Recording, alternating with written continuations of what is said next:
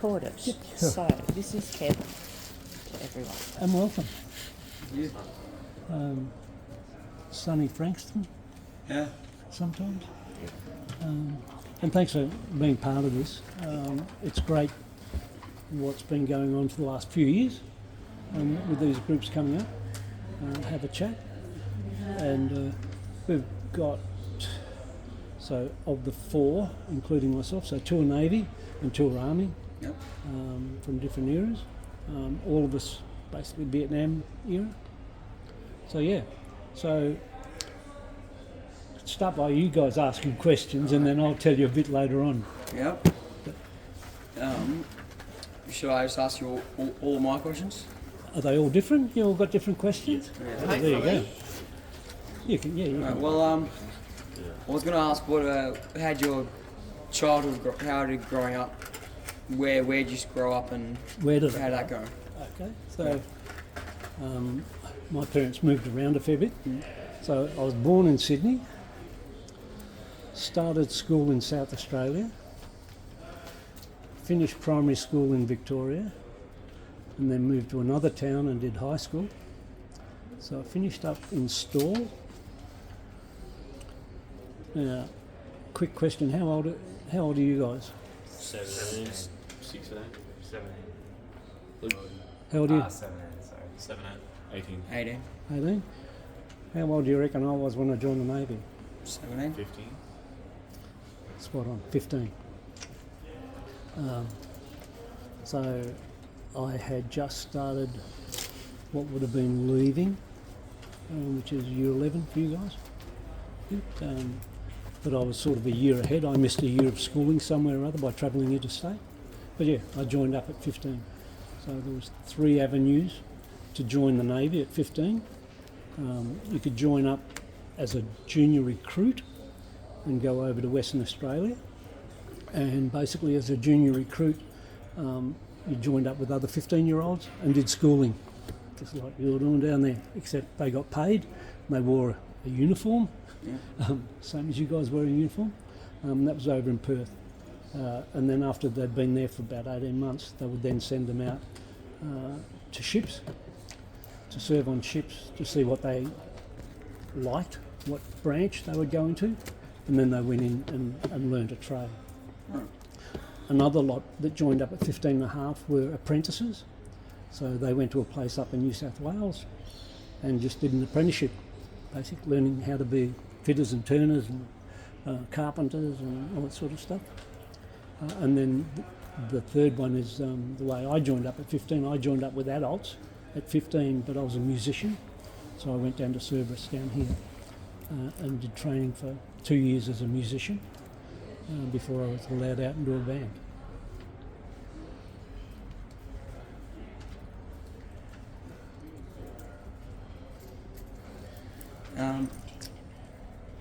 Was there anything major during your childhood? I know you explained a little bit then, but was there anything major that led you towards that military path? Yeah, actually. So I played in a brass band in Stawell from year 7, from when I started high school. Played in a local brass band. The guy who used to sit next to me, who used to teach me a bit, but when it came, after I turned 15, he encouraged my parents to suggest that I join the Navy as a musician. When I joined up down at Cerberus at the School of Music, there was a plaque on the wall. Have you guys heard of the sinking of the HMAS Sydney? Yep. Okay, and there's a big memorial over in Perth where it sunk a German ship. The 2 ships sank and there was quite a few people lost. So when I joined up, there was this memorial on the wall and the very last name on it was V. Warren. Now the guy that had been teaching me, his name was Bert Warren. Never ever mentioned anything, but I went home as a 15-year-old and said, oh, there's this memorial down in the School of Music and the last name on there says V. Warren. And he just said quietly that was his brother. So he'd been encouraging me to sort of join up. So yeah, so that was Yeah. I guess the main Main turning point. main turning point. Yeah. Well, that kind of answers my next question. Hey, why you decided to join? Because I was doing more music than schoolwork. And don't you quote, that's not for you guys to do. You've got to do more schoolwork than anything else these days. But back then, yeah, I'd be practicing instead of doing my homework. What was one of the more challenging moments you had during your military service? Probably in Vietnam. So I was on a ship called HMAS Sydney, and it had the nickname of the Vung Tau Ferry. And the reason it was called the Vung Tau Ferry is it used to take the troops, the army guys, up from different places in Australia to Vung Tau, which is one of the main areas. There was a bay there. So I did 7 trips backwards and forwards to Vietnam during the conflict.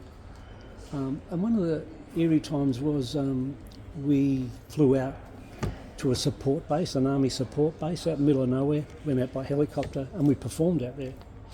Entertainment for the troops, a bit of a change from hearing guns and things going off. And out there was a couple of Vietnamese army soldiers sitting on a Land Rover, and because we were in a different uniform that they hadn't seen before, their eyes just followed us everywhere, and that's really scary when you're somewhere and someone not talking to you or anything, just sitting back and just watching you wherever you went. It was a really, awkward spot. Yeah. What year were you sent to Vietnam? 71, 72. So I joined up in 1968. And it was basically the end of the conflict. Pretty much finished early 73.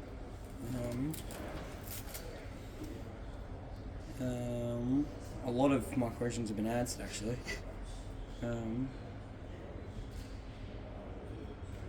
You can think about some more and someone else can ask a question. I've got 2 more I can ask you. Okay.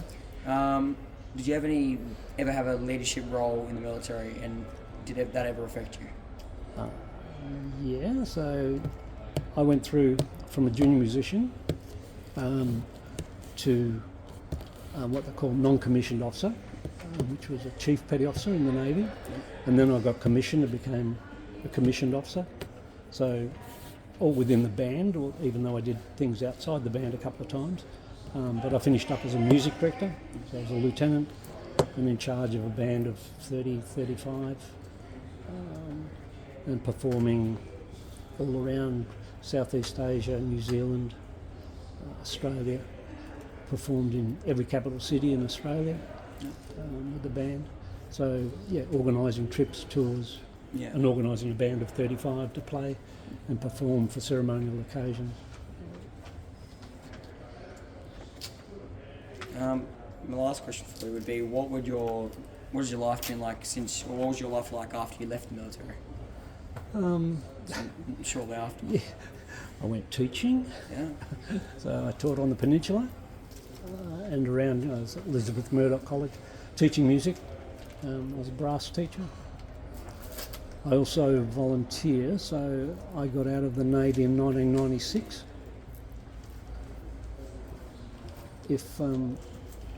I'm sure at some stage or other you've all seen the Anzac Day March in the city. Yep.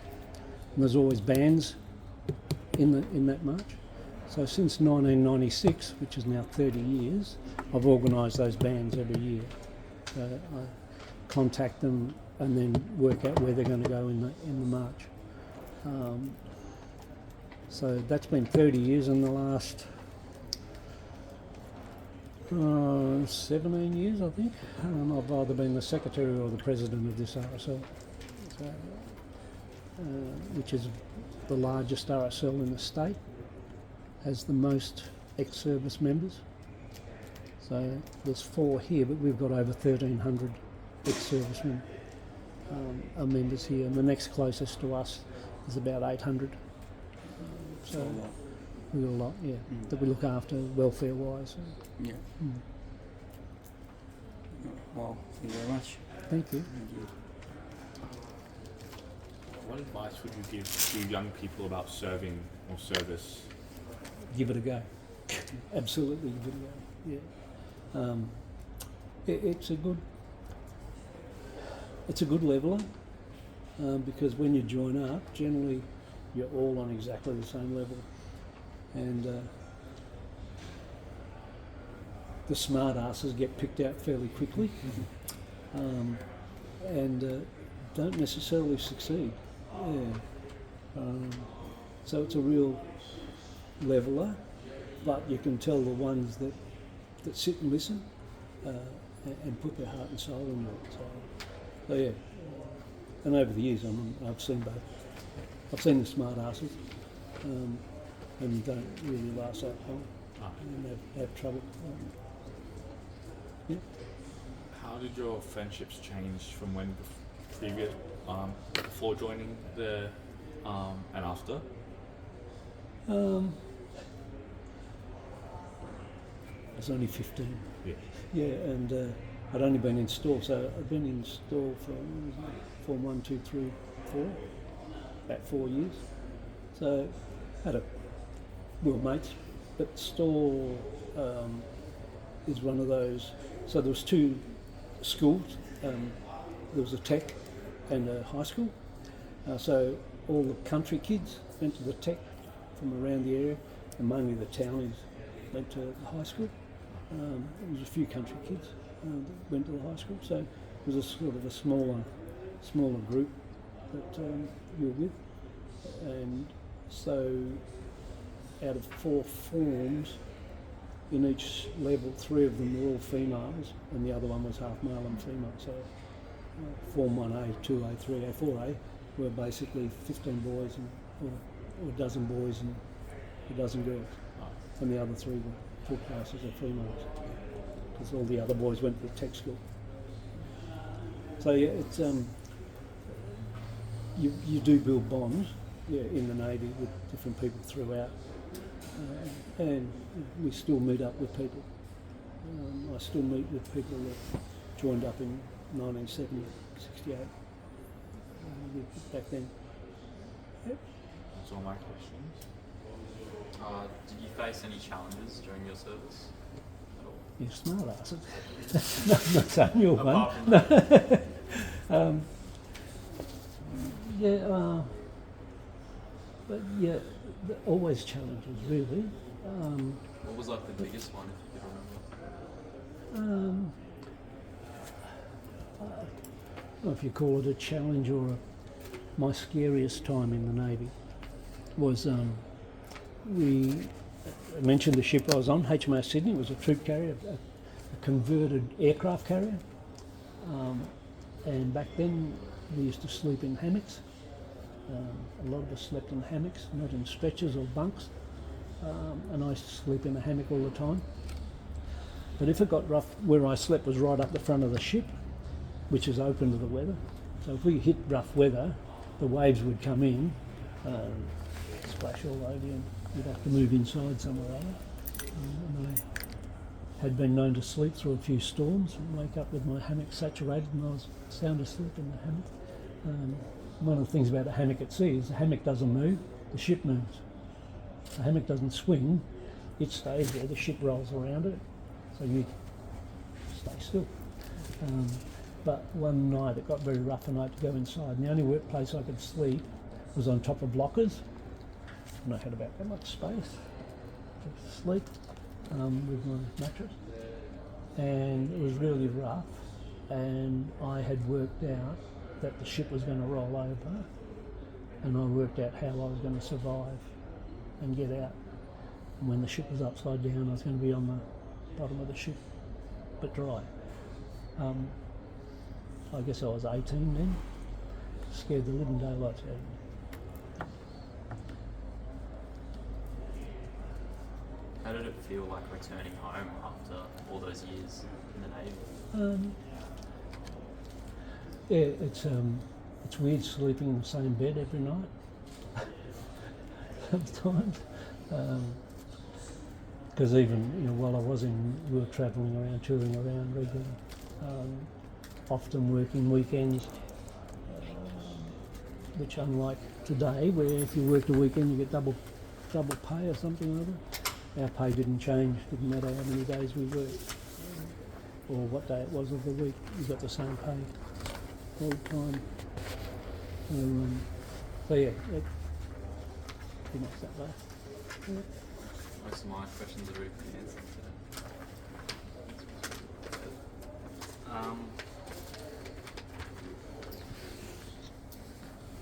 How do you think the Vietnam War affected your generation?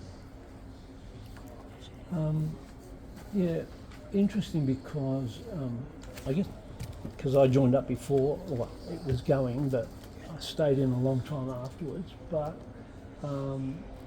didn't affect me so much as a lot of the army guys, and you'll see them still, and probably the two that are down there we'll talk about. When they came back from Vietnam, they weren't acknowledged for what they had done. They would come into a place like this in RSL, and the World War II people would say that wasn't really a war, you're not welcome here. So they were really not welcomed. There were a lot of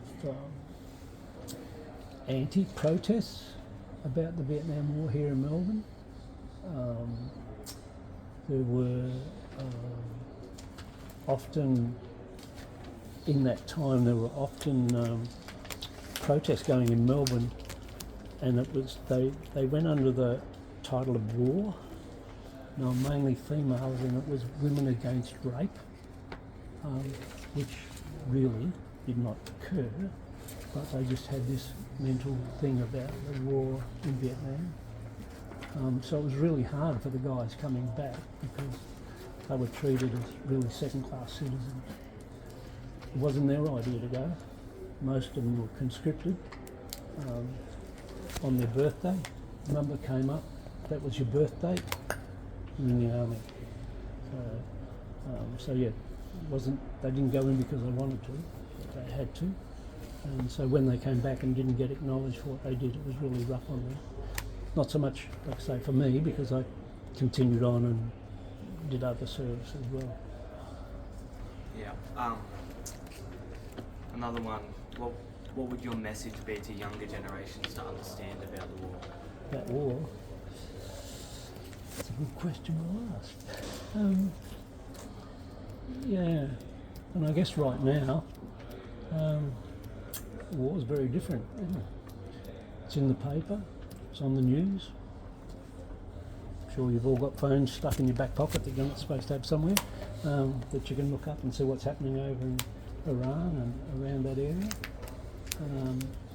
Very different to World War II, World War I, and even Korea, where people you didn't know about what happened for months, possibly even years, and some things have never come out. But today it's so up front, and it's scary.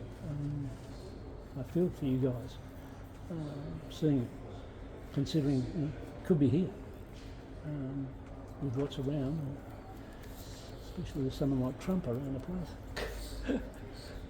Who knows? Yeah. Yeah. Well, I've got one more question. Yep. Do you make any friends like that you have around nowadays that you made in the war?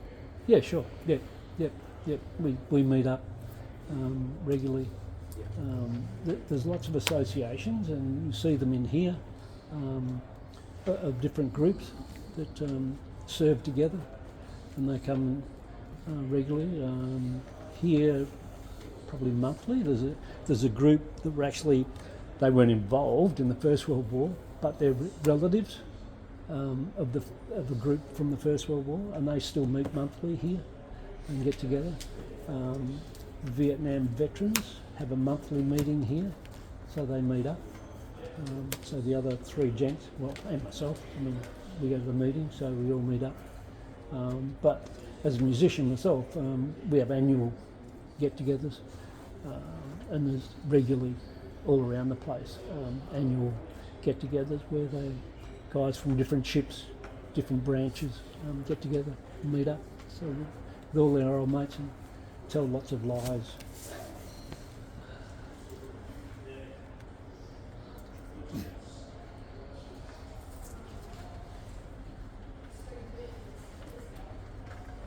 well, that's it from me. That's Thank good. you. All right. What was the transition like going from your everyday life to being in the Navy? Going in or coming out? Both, I guess. Well, I suppose going in at 15. One of the things of being a musician in the Navy and joining up at 15 was that I did all my training, my recruit training with adults. So everybody else that was in our intake, and there was 100 odd in the intake,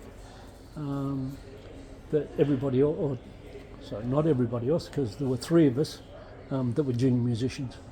All the rest were over 17 and a half, 18, and in their 20s, even up to sort of 30s, that we were doing the same training as them. So we had to run, we had to, everything they did we had to do as well.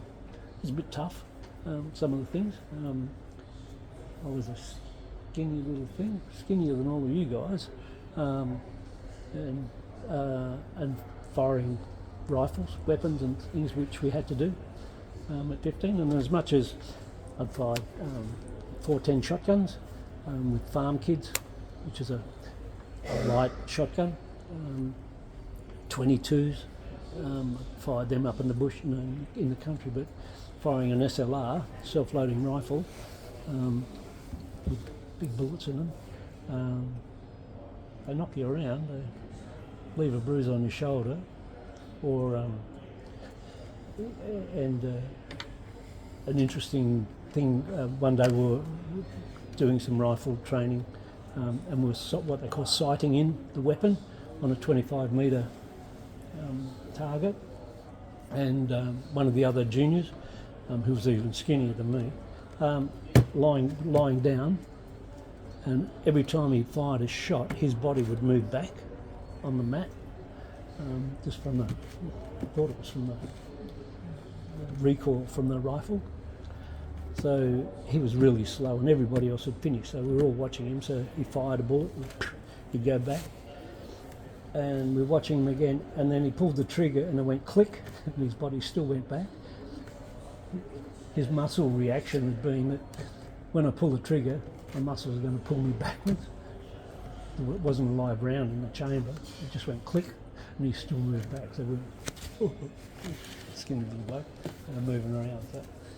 But yeah, having to do that, so that transition in was working with adults, and you learn a lot of stuff very quickly when you're all doing the same thing, and you're expected to be able to do exactly the same thing as a 25-year-old when you're only 15.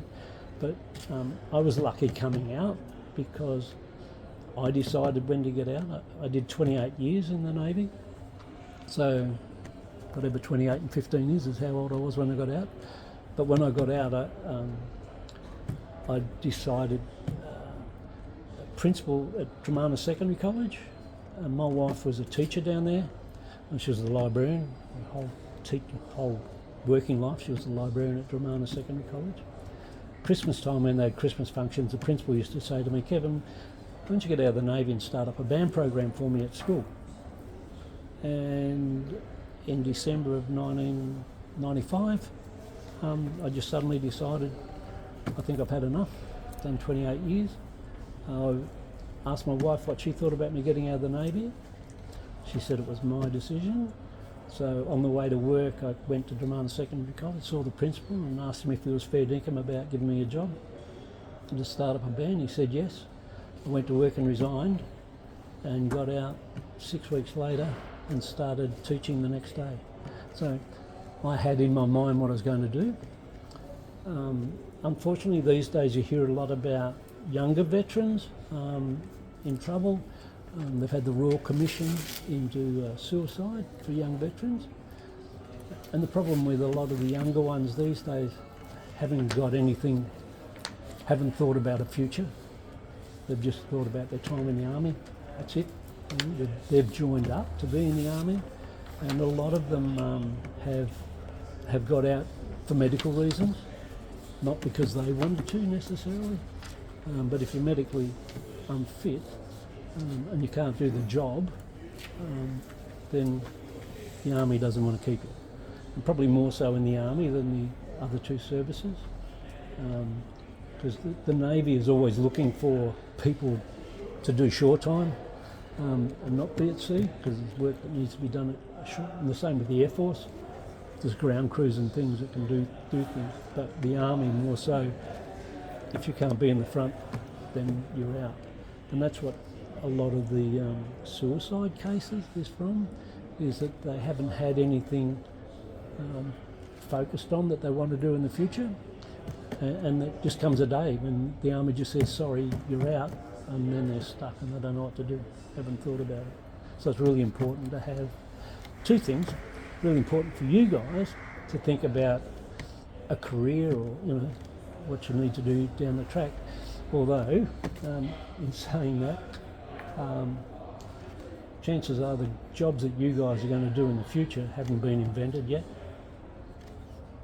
It's just the way of the world at the moment. Every year there's new jobs come up, which there isn't any training for at the moment, but you need to get the best out of your education as you can, so that you've got something to go to. Because I'm sure you will see the kids that go through school and decide not to do any of the work and just want to play footy or something or other, and then suddenly they hurt themselves and they've got nothing to go to. So they get that sort of bad feeling as well. So the transition, so for me, transition was easy, because it was my decision and I had something to go to, something that I've been doing for 28 years anyway, teaching music or playing music, and I still do. So even though I've been out for 30 years, I still conduct a band up in the city, which I've been doing for the last 30 years, a brass band. I still organise, as I've mentioned before, all the bands in the city for Anzac Day.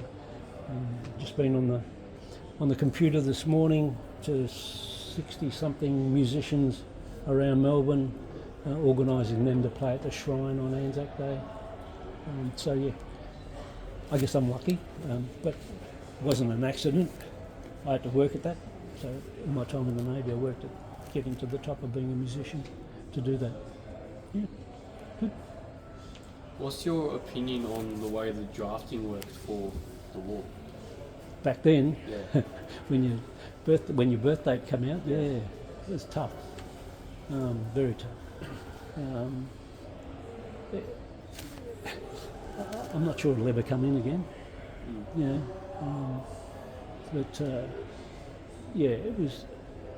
It was scary. So before I joined up, it was happening before I joined the Navy back in '68, and so I had friends, the older friends that were playing football teams and things like that. But when it was time, when they spun the wheel, and a bit like Tats Lotto, and a number spat out, and if that was your birthday date, you went in, did a medical, and off you went. So it was, for them it was really scary. I didn't have to go through it, thank goodness. And I don't think anybody should have to go through that again.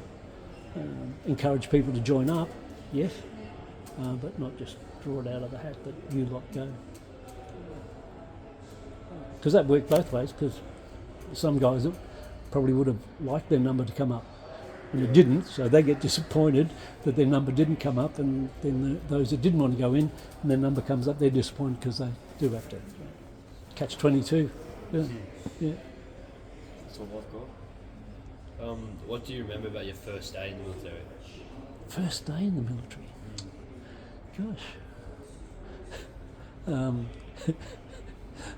First day in recruit school, and probably for all three services. So down at Cerberus, so Saturday morning, you meet up in Melbourne, you go and sign your life away, you hop on a bus, and you go down to Cerberus, you're in civvies, and the bus pulls up at recruit school, and the one thing probably everybody remembers is, as you get out of the bus, all the recruits that have been there for a whole month scream out, "You'll be sorry." Yeah, right. That's the first day. Yeah. Can I interrupt for one very brief second? Keep that question light. It's a bit noisy for the last group there because the door's open, so I asked security if they'd shut it for Oh, yeah. us. Because, Is it shut? Not yet. I don't know if they know how to do it. Because of the St. Patrick's Day scene. Oh. Probably just pull it shut, is it? Will it just pull shut? We've tried, but that's Oh. okay. Um, You keep being interviewed and I'll see what I can do. Just go out and ask, if you see a staff member, ask for Harry. Harry, Yeah. he'll shut it. Yeah. All right, no problems. Thank you. If you go to one of the bars, and they'll call him. Yep. Yeah. All right, no problem. Thank you. Sorry, keep going. Who was like the best leader you had while you were serving, or like The best leader. yeah, leader? Yeah, Okay. leader. Yeah.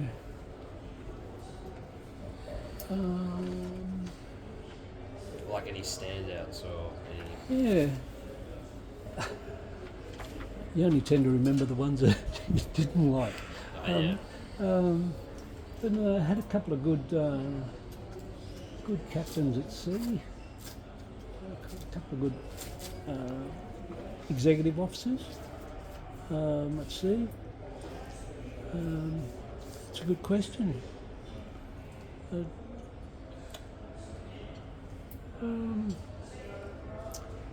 suppose I had the opportunity to go to the UK for 2 years, and I studied with the Royal Marines over in the UK, and I certainly had some really good people there, which was interesting because the course that I did over there were 9 of us on the course.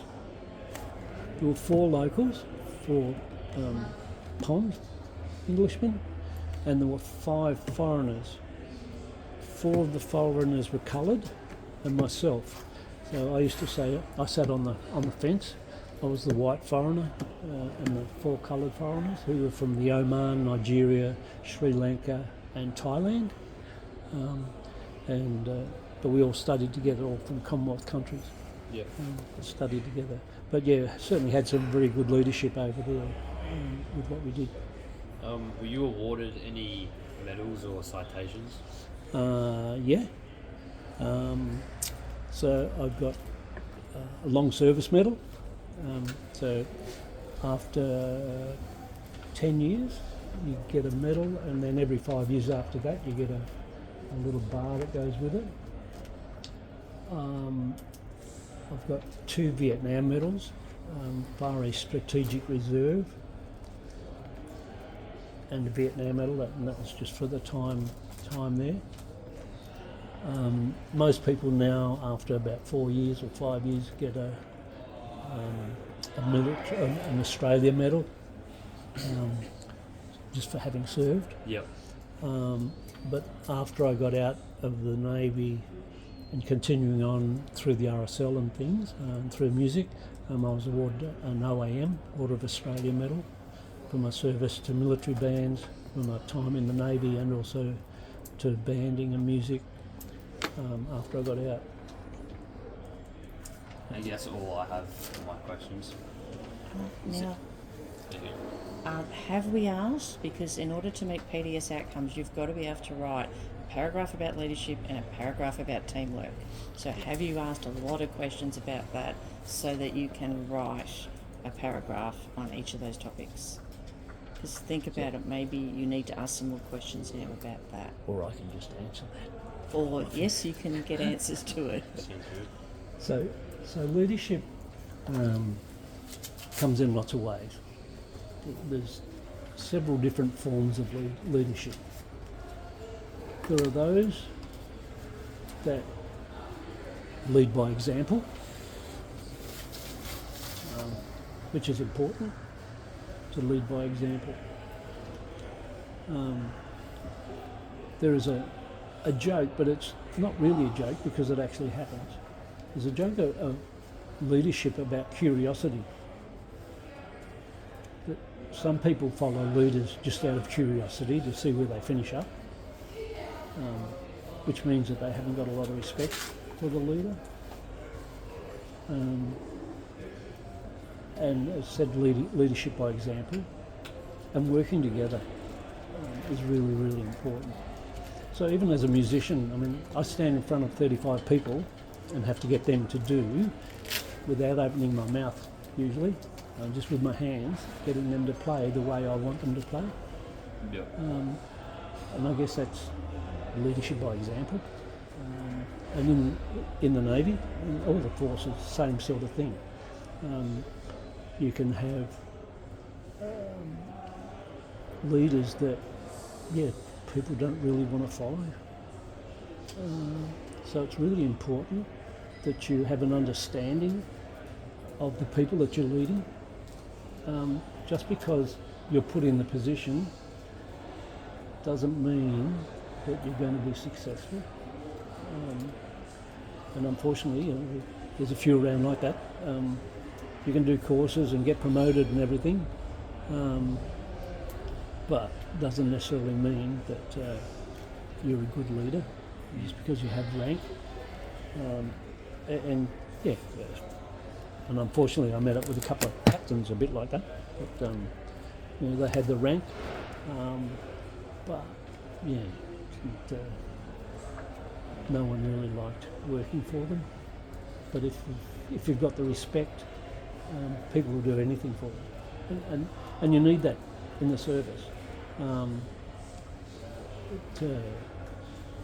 One of the, certainly in the Navy, and it's really, really important that you work together, because if something happens on a ship, if you're not working together, all hell breaks out. Yeah. So yeah, different forms of leadership, and I can give you an example of it. So all these things you're currently seeing in Iran and everything that's on the television, with drones and all that sort of stuff, so it's all electronics. Yeah. Be right.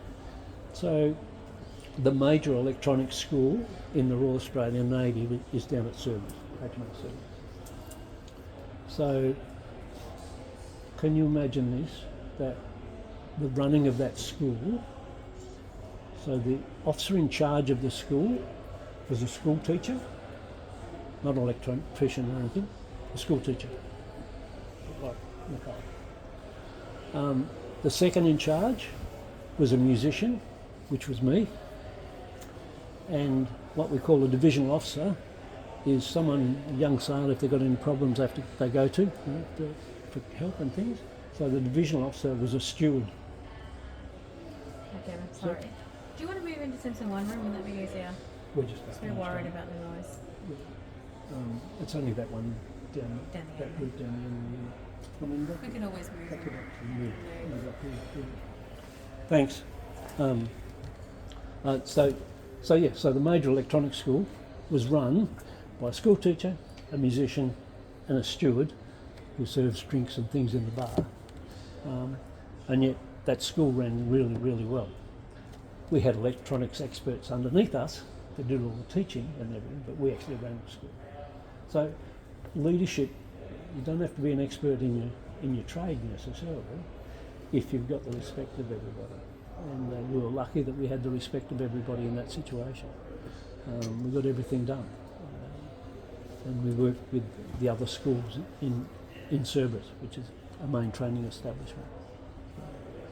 Yeah? What do you guys think about leadership? It's an important aspect to have.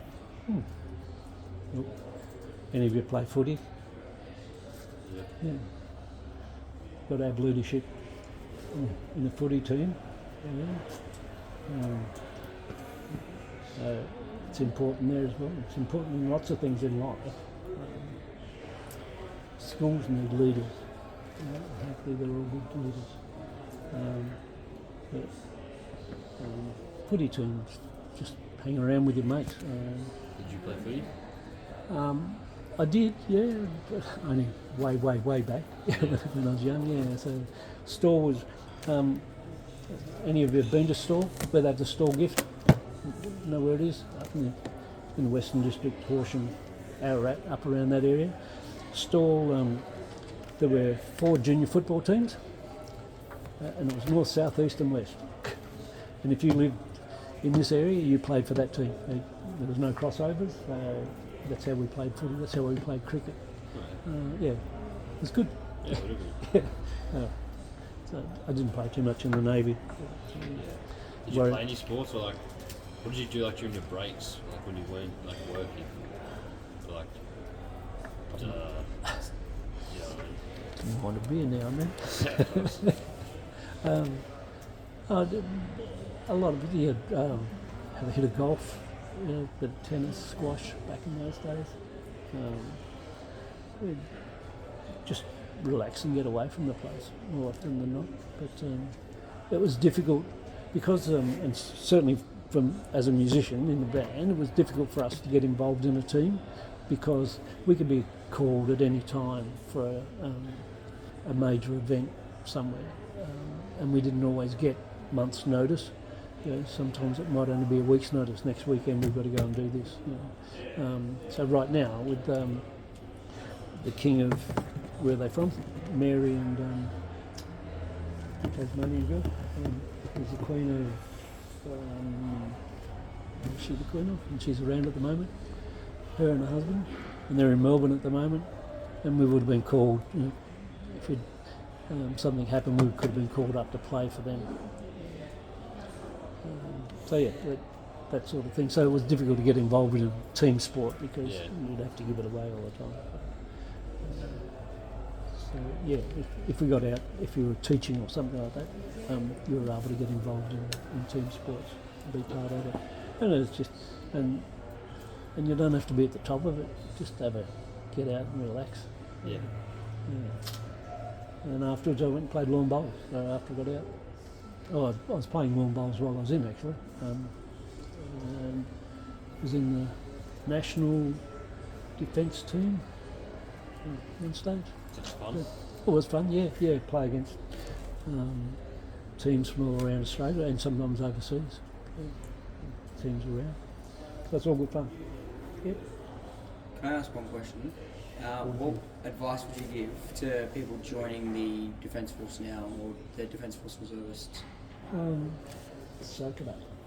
As in, listen and take it all in. There's so much to learn. And you don't have to do everything that you're told. You need to be aware of everything you've been told. Put it in context. Because again, depending on the leadership of the person who's telling you the stuff, you know, you've got to weigh that up. But certainly, you know, I'd encourage. These days, you guys, in fact, have a real opportunity because Defence now runs what they call a gap year. Have you guys ever heard of the gap year that Defence do? You're nodding your head, yeah? So you can finish school this year and apply to Defence to do 12 months in the Navy, Army or Air Force, get paid, travel all over the place. They send you to all different places, different ships, establishments, introduce you to different jobs. After 12 months, you can get out, just walk out, say thanks very much. Or after 12 months, you can go, I wouldn't mind doing that. I enjoy electronics, and I could be an electronics engineer, or I enjoy fiddling with engines, I could be a marine engineer. Enjoy logistics, and I could be a storeman or something. Yeah. So that 12 months, that gap year is something, you know, I mean, I been encouraging my grandchildren to get involved in that. I've got a grandson that I'd really like to do it. He's an umpire, Aussie Rules umpire. At 20, he's about to be 21. And he's umpiring at fairly high level over in the eastern districts, around Ringwood and that. Yep. And because that's leadership as well, and being a footy umpire, and I'm sure you know, if you've played footy, you know the difference between the good umpires and the bad ones, don't you? Yep. So So one of my sons was an umpire. His dad was an umpire as well, and he had a way with players that they respected him. He once told a player that if he got any closer to him, he'd have to tell his wife that he was trying to marry him, because he was just bumping the umpire all the time, running next to him. He backed off very quickly. Or you get the instance. Do you all play Aussie rules? No. There was a game he was umpiring, and I was watching, and the full back was niggling the full forward all the time, just niggle. And eventually, the full forward's going to get done for retaliating, as normally happens. Yeah. And come half time, I mentioned it to my son, who was a field umpire, and he after half time he went out, and as he bounced the ball for the start of the second half, he blew his whistle and gave a free kick to the full forward, and the full back could not work out how he had seen him niggling and punching the full forward. He hadn't seen him, he just said I'd told him that it'd be going on. I thought, it didn't happen anymore. Stopped it straight away. But he could never work out how Warren saw him doing it. So, so leadership's not always just up front where you see it. It's in the background as well. So very important. Yeah. So, and do you guys have to go back into class this afternoon? I don't think so. Yeah. Lucky. And by the time we finish here, we'll just get knock off time anyway. By the time you knock off 3 o'clock. 3 o'clock. So what year are you guys in? Year 12. Year 12. Did any of you have Alison Norman as an art teacher? Back in about year 8, 7 or 8? Yeah. Don't say anything nasty. It's my daughter, so. She's a good teacher. She was a good teacher? Yeah. Do you mind if I pass that on? But Yeah. pass it on. Yeah. She's at Woodley now. Moved around a couple of places. So yeah. Nothing else? All good? I think we covered everything. I think so. Do you have any questions for us? Any questions for you? Any of you ever think about joining the end of the services? Yes. Yes? Join the reserves. You've joined the reserve? Okay. Yeah, I'm heading to East Sale in May. Air Force? Oh, good on you. Oh, good. So, you thought about doing a pilot's licence? or anything? I've got my pilot's license. You've got your pilot's They licence? paid for it, and in return I've got a 5-year minimum with them. Okay. So I've got a Just as a reserve? no, I've got something there. I'm going to East Sale for it to all be worked out and finalised. But this year, for finishing year 12, I'll be able to finish it here and continue what I'm doing now till I finish, and then after that I'll be full. I'll be permanently in. Oh, excellent, excellent. My grandson that I was talking about, he's been doing pilot's course at university. But, And they paid for me to get one. yeah, okay. Have we finished the questions? Yeah, it's nice down there.